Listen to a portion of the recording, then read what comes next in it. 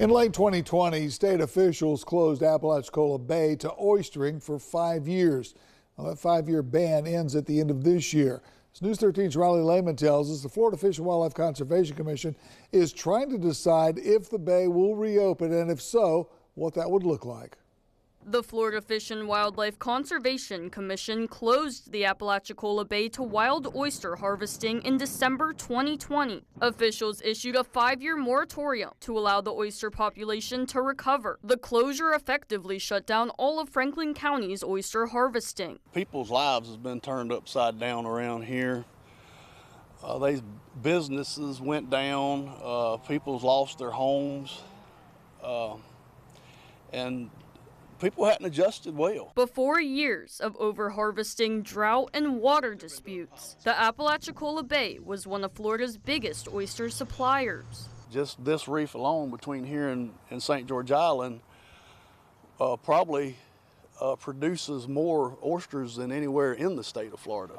And our bay produces 90% of what's in the state. So it's pretty important that these reefs are restored in a good way that they can remain harvest. During the bay's closure, Florida State University and the FWC have conducted pilot studies in small areas, which have shown signs of recovery. But the bay is still not what it once was. We are seeing signs of recovery. It's still not what it was at this point. There used to be thousands of acres worth of oyster reefs. From the most recent studies, it's more like 70 acres.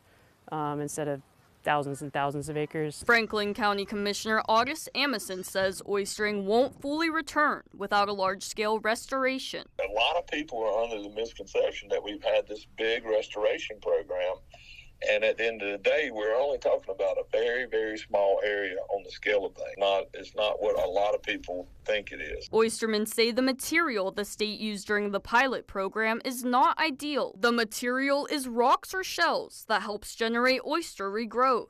I think they needed to work with the oystermen. The oystermen know what's best for this bay. They know how to work it. They've worked it for generations. The FWC will make the final decision in November about how much of Apalachicola Bay will reopen to oystering. In Franklin County, Riley Lehman, News 13, Panhandle Strong. Now, there are efforts in Tallahassee to include about $20 million in next year's state budget for more bay restoration.